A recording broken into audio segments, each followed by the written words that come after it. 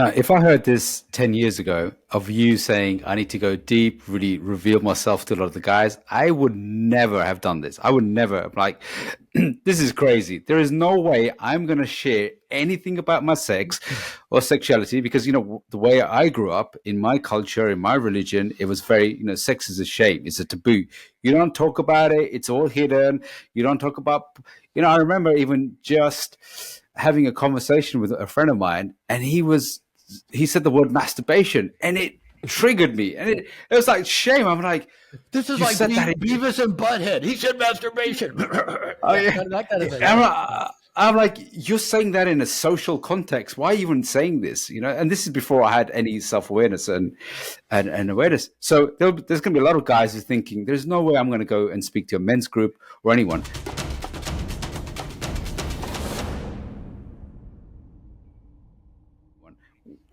Where can they start? Just even the process of dealing with this. Well, that's such a good question. Where I started, I don't know the right way to do it, but I actually started in a 12-step group. My ex-wife, who, I'd acted out with her and then got with her and then acted out on her and then had stopped it. And then the person who I acted out with was a friend of hers, told her about a year later. And that's what she said. Everybody thinks you're a nice guy. You're not. You need therapy. You need help. You're a sex addict. And she was convinced because I wanted to have sex with her, because you guys all know the story. On our honeymoon, she said, aren't you glad we don't have to pretend to like sex anymore, right? Oh, wait, I wasn't pretending, but I was a nice guy, right? So she said, you're a sex addict. So I went to a 12-step group for sex addicts. And I quickly found out I wasn't. I wasn't sexually compulsive. And I surely wasn't having enough sex to be a sex addict. I really was more of about that validation addict. Oh, you like me? Oh, okay. I'll sacrifice all my values for you because you like me. So, but I went to this 12-step group. And it was, to this day, that was 30 plus years ago. I had to get up like 5 o'clock in the morning to get to this group once a week. And I loved it. It was all guys. It's the first men's group I was ever in. And these guys had hardcore shit going on. I mean, there's some that have been to jail for their sexual acting out, probably should have been in jail for their sexual acting out. And I'm going, oh, yeah, I try to touch my wife's breast and she gets mad at me and calls me names. And they're going, thanks for sharing, Robert. Glad you're here. What the fuck are you doing here? We got real stuff to take care of. But for the first time in my life, before I even understood toxic shame, I started revealing myself. And you know what? It felt liberating. I got excited about going to this group because I'd never, and then not even just about sex. I just started revealing all kinds of stuff about myself, thoughts, impulses, actions, things I hadn't done, but even just thought about doing, right? And it was liberating. And then I got into a men's group for sexual shame.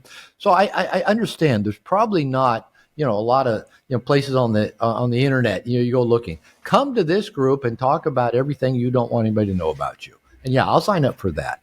But I know, just like, again, you guys have all done workshops with me, and you guys all know the power of men in groups. Even if a guy isn't going to the group to start revealing his sexual shame, all it takes is one guy to say, I got this thing with porn. I can't quit. I got shame about it. I've been caught 17,000 times and I keep swearing I won't do it again. I do it again. I feel so much. One guy share his struggle. Then, a room full of 8, 10, 12 other guys who have not said a word about pornography, masturbation, fantasy, go, yeah, me too. Yeah, me too.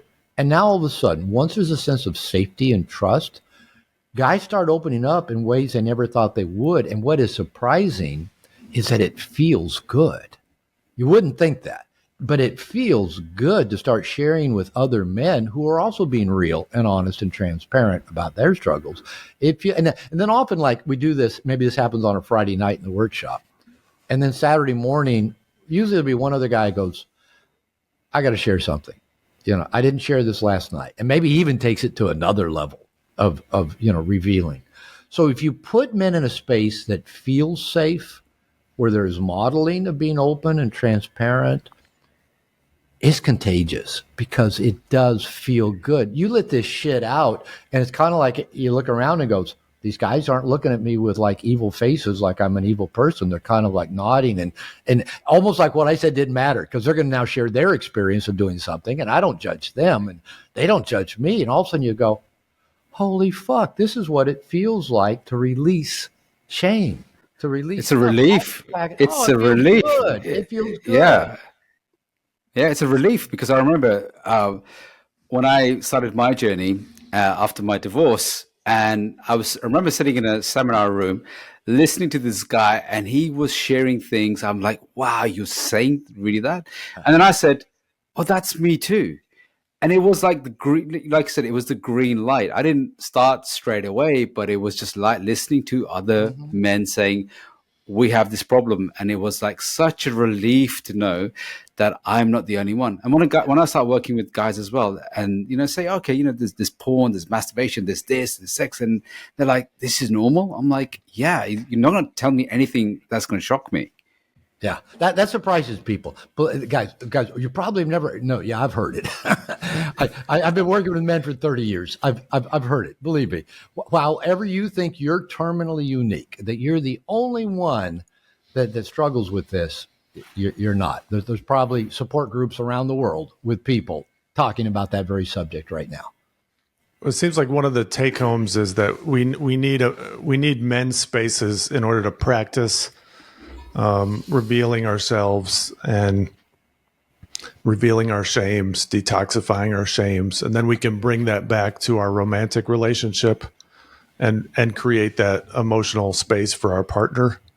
Yeah, because if you think about it, you can't do this by yourself. I do morning pages every morning, so it's kind of a journal, and I just, it doesn't matter what I write about. Often it's about what I'm grateful for, or feelings I'm having, or things I'm pissed off about.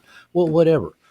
But shame seems to be that because we internalize shame in a social construct, and usually often inaccurately and unconsciously at a very early age when our brain was in a hypnotic state, that's when we internalize this belief, I'm bad, I'm evil, I'm not good enough. Then we put all the cultural and religious rules that's all they are, is rules to keep us feeling bad.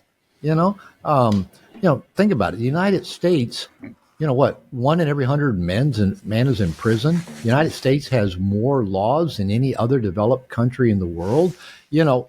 Again, governments, cultures, religions figure out if you make enough laws and make enough stuff evil, bad, sinful, and punish people for it, you can control them. You can keep them under control. You can manage them. And that's a whole other subject about, large institutions managing the masses. But that's where most of the shame comes from, is this, we inaccurately internalize things that we weren't really bad. We weren't bad for the things that we thought we were bad for. So to get it out, we have to do it in a social construct where, like, we share it and we look around and go, nobody's got a scowl on their face. Nobody's giving me the evil eye. Nobody's berating me. Nobody even looks at all upset or bothered. In fact, they seem more interested in talking about their shame. And then if they give you feedback that says, Ari, you're not bad.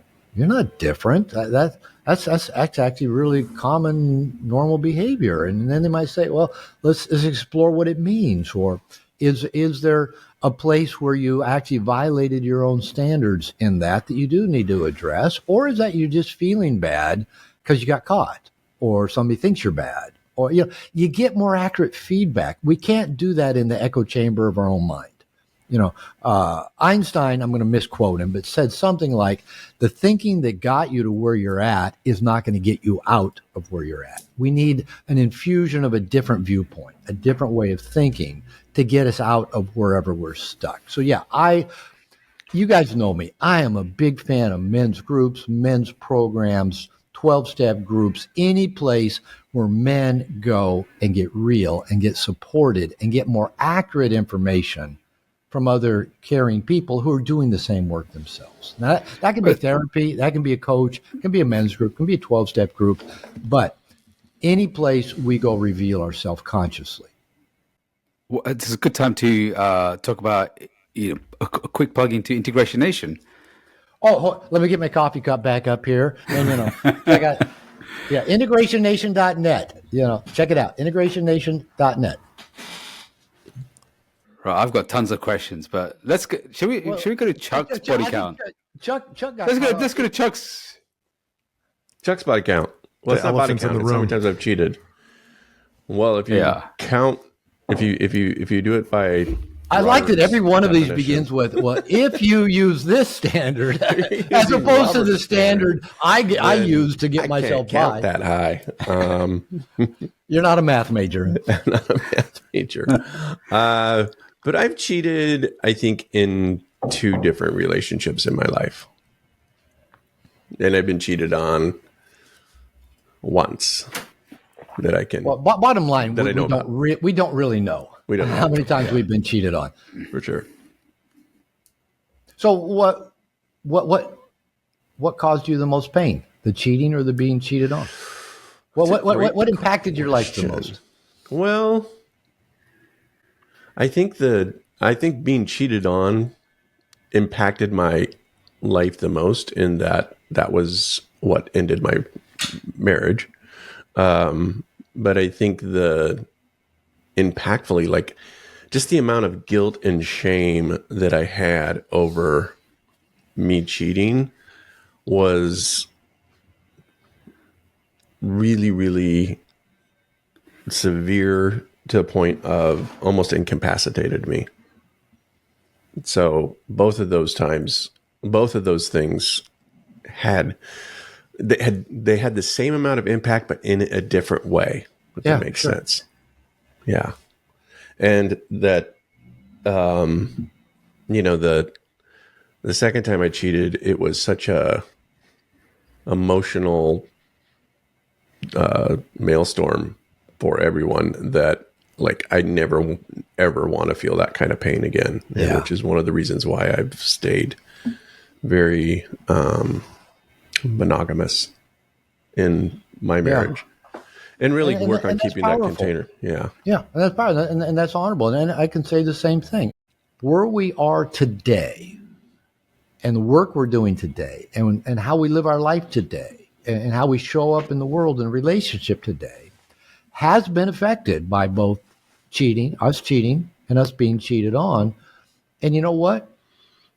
I still have some degree of shame that I've been unfaithful. There's part of me that says, I wish I could say, I've never done that, blah, blah. But you know what? I'm grateful for where I am today. I'm grateful for the conversations I can have with people. I'm grateful for the way I can understand where other people are at.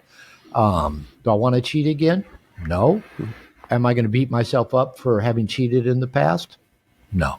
I learned too much from it. If you guys are going to, anybody, no matter what the fuck up is, if you're going to fuck up, learn something from it, right? That's bottom line. It's okay to fuck up. We're human, but learn something from it.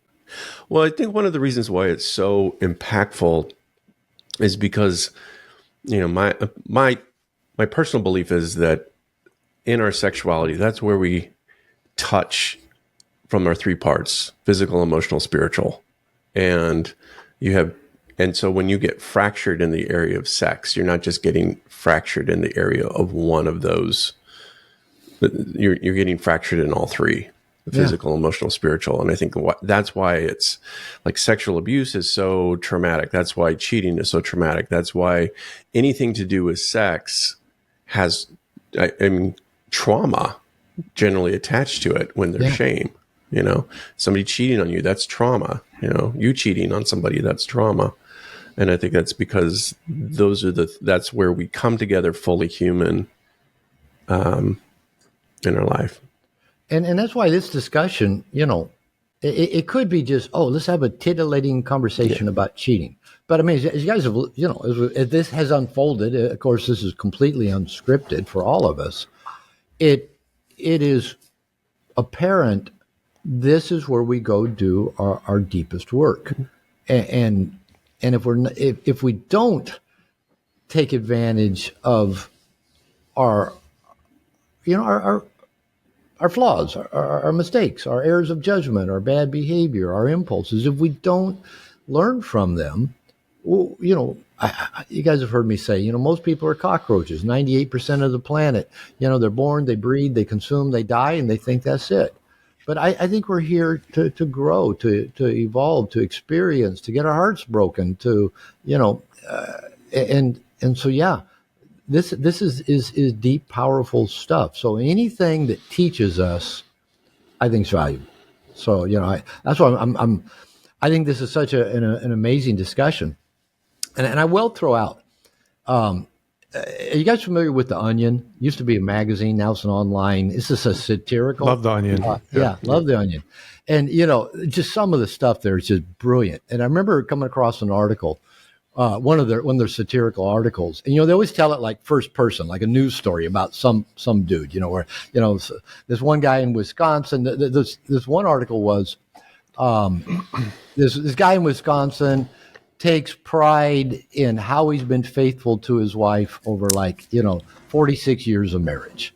But in there, it talks about all the ways, he tried to get his wife's sister to have sex with him and all the way he did that. But basically, he just kind of kept getting turned down, or he kept chickening out when he had opportunities. But yet he's so proud of himself for having been faithful.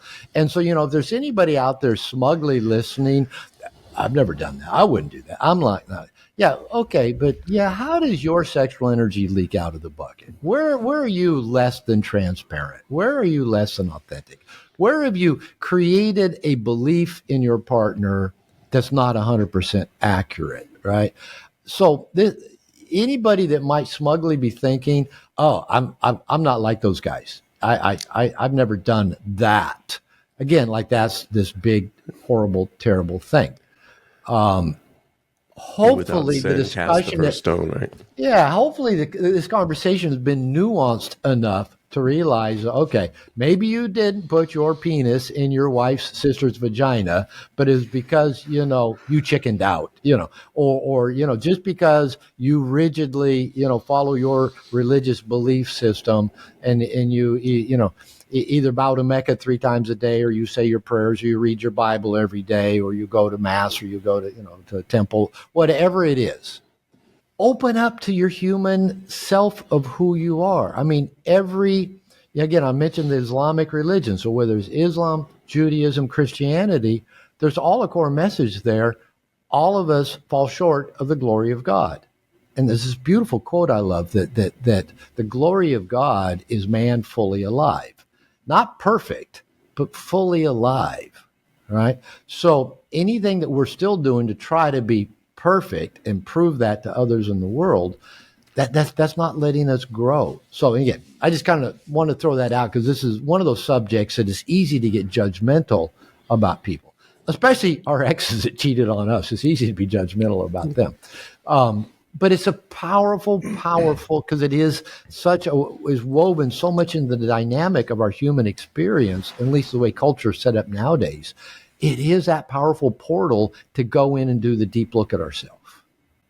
I was just going to say, I feel grateful actually for my ex's affair because she was really clear. She didn't want me as I was at that point. She didn't want the nice guy.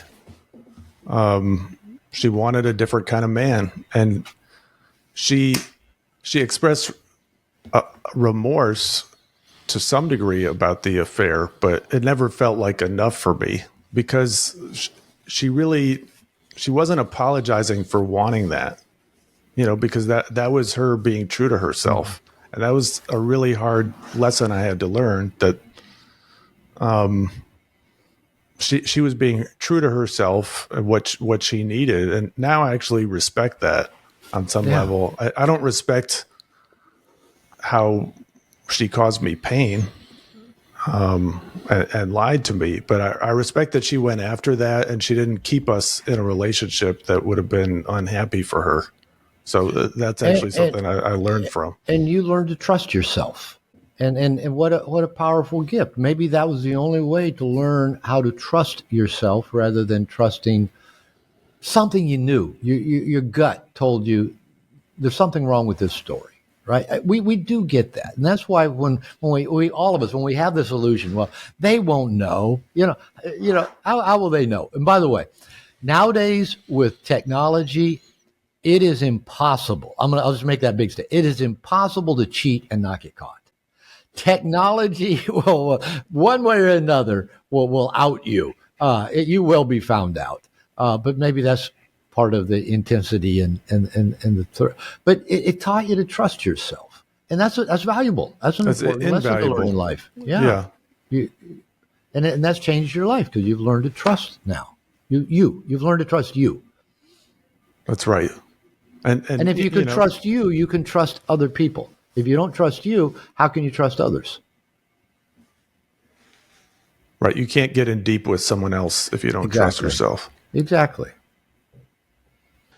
So in my first relationship, which was a 6-year toxic relationship where she was had some real strong issues, and in that one, I would dare not even look at another woman.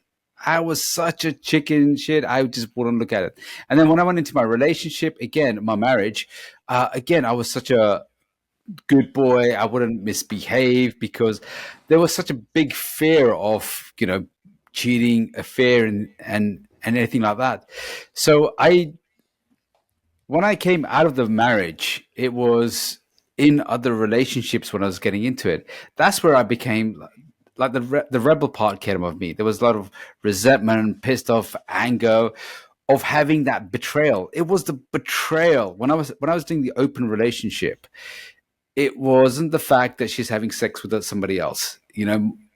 Once I got certainty, once she told me what was happening, it calmed my nervous system down. It was a certainty, and it was a moment of uncertainty that was painful. That was hell, right? It was that part of like there's lying, there's betrayal. I know there's something going on. There's my instinct that was going on. So I've had betrayal against me, whether she's cheated on me, done a lot of things. I've had that, and the only time I've done a lot of micro cheating. The micro cheating is I like love you. we got a new term in here that Yeah. it was just micro cheating. Yeah, it was just like messaging other girls or instigating another conversation or checking things out. That part, Smiling, kind of, showing her smile, yeah, your sexy flirting, eyes, that great smile you've got.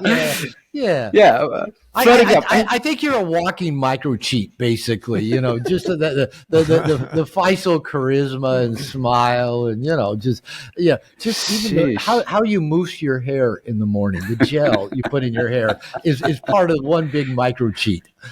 It's a micro cheat gel. Yeah, micro cheat gel. Yeah. So just the trimming of the mustache and the beard, so beautifully, perfectly. It's just all part of one big cheat, man. it's just one big cheat sheet. One big cheat. It's the cheat code. So it is a cheat code. So when it came to like cheating, I really stayed away from that. The only time I did cheat was I was with this girl. We were living together, and I ended up going with my friend, and I was really dissatisfied in the relationship. I wanted that relationship to end, and it was, how like a lot of men, a lot of nice guys are bad enders. I just couldn't get myself around to ending the relationship, and I was away with my friend, and I ended up kissing another girl. And my friend said, what are you doing? And I felt really guilty, and a lot of shame came up. And then I went back and I was like, okay, I'm working on myself to become a good man. This is not what good men do. This crossed the line for me. And that's when I had that conversation, because I didn't tell her that I cheated on her. I kissed another woman, but I just said, look, I had to end this. Yeah. And then I went to with my therapist, my coaches, and I said, this is what I did. I felt there was a lot of guilt and shame about this. And now where I'm working my life is, I say to guys as well, look, we have to be very mindful of all types of cheating, the micro cheating as well. Liking girls' photos, and she's engaging with you. This is all that. And I said, just as much as we get annoyed about girls posting sexy photos of themselves, so lots of guys can give them they can shower in their attention. That to me is micro cheating. On the other side is me liking those photos is micro cheating. So I'm building a standard where I'm not going around liking liking women's posts because they're sexualizing themselves. And with that same standard, I do not want to be in a monogamous relationship or a woman who, again, flaunts herself so she can get guys like me or past guys who like her photos. And I said, that's a standard I'm setting for myself. And that's what I want to live with, because at the end of the day, that's what gives me more fulfillment and the direction I'm going. Do I stumble? Yes. Do I fall? Yeah, absolutely. Do I, the guys I work with? Yes, we do. But it's like consistently working on, okay, how can I detox myself from the micro stuff? Because they all add up. They do. It's just it's linear, and then it all of a sudden hits that hockey stick, right? And all of a sudden, how come I'm so out of control? Well, it was all those little ways that you were out of integrity and not being seen, not being known, not telling the truth, not act, and all of a sudden, boom, it takes off. And you go, how did I get here? Just like I did in my first cheat, my first actually put my penis in a vagina cheat. I just been cheating in so many little ways, not even just around sexuality, just even sharing my opinions, my thoughts, my feelings, what was true for me.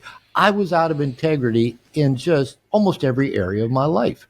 And, that builds up. It builds up. It turns into that hockey stick curve. So the way I want to end this podcast is I want each of us to share a message, something that you learned from the experiences you had, or maybe something you learned from today as well. So, Chuck, what was one thing that you want to share? I guess the thing that I want to share is that,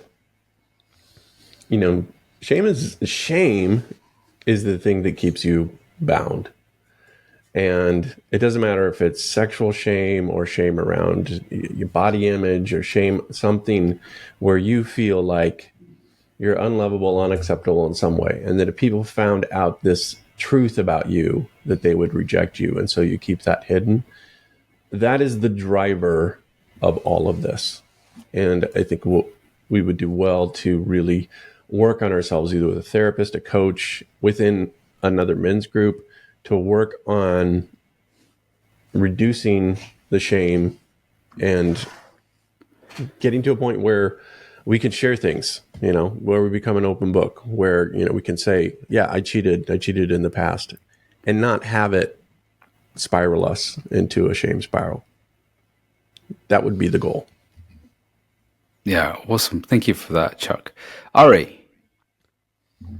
Well, I was just thinking, there's a tendency to, kind of go into victim mode when talking about cheating. And I want the nice guys or people listening to this to think about, how am I showing up in my relationships? Am I showing up being bold, being honest? Am I creating a container where both of us can open up and reveal ourselves? So stop making this about what the other person is doing. Ask yourself, how am I showing up? How am I leading? That's what I want to leave. Yeah, I love that message. The message I want to share about cheating is, the betrayal is extremely painful, and when it comes to sexual shame and sexuality, there's a lot more that whether it's because of culture, religion, taboo, whatever it is, this is something that you can't fix on your own. And the more we try to solve this, because there was a lot of times I try to I hid a lot of things in my life, and you can't work on this if you hide. And shame needs light. Shame grows in secrecy and darkness. So it was only when I started to work with guys, belonging to men's groups, belonging, being coached, having therapy, or having some sort of help, even if it's just friendships, good men that can help you and support you, it will help you heal the things that, we can't do on our own. And I love the quote. It says, in connections, we get wounded, but also we heal in connections, and same thing in relationships. So we need to have great people around us to take us to the next level. Dr. Glover, final words from you. Yeah. My takeaway is, I know all of you, and I've known, some of you for many years. And what just is so clear is just the vulnerability we all experience around sex. not just around infidelity or cheating, or it's just vulnerability around sex from the day we're born. How vulnerable we are in our sexuality, and how that affects the totality of our life and our experience of the world and our ability to connect with other people and to be seen by other people and to see other people and let people get close to us and let people know every bit of who we are. All of that seems to go back to our vulnerability around sex. So I think this is so powerful that everybody on this call is willing to be vulnerable. We use a lot of humor and all, which that's what we do when we feel vulnerable, is, we use humor to maybe distract or just make it easier to talk about. And, my hope is that, there's a few people watching this that will be moved and be willing to be vulnerable. Well, they already are, but, to maybe go find safe people, safe places to begin dealing with their vulnerabilities around sex, who they are as a sexual person. Because we're all sexual people. We're born sexual people. We are born of sex, right? Our parents put it in. We're born of that. And the greatest drive of every living creature is to, protect itself, eat enough, and procreate. That's what every living creature does. And, so this is beautiful that we're doing this deep work. So I appreciate you guys.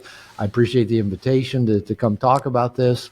And I hope, a lot of people watching this will use this as inspiration, not to go into their own shame place of having cheated or being cheated on, or even their own, holier than thou. I've never done that. I wouldn't do that. And just say, yeah, I can relate to feeling sexually vulnerable or feeling sexual shame or having hidden sexual impulses or thoughts or feelings or actions or behaviors. So I love the work you guys are doing. And so I'd say, keep it up. Thanks for having me on.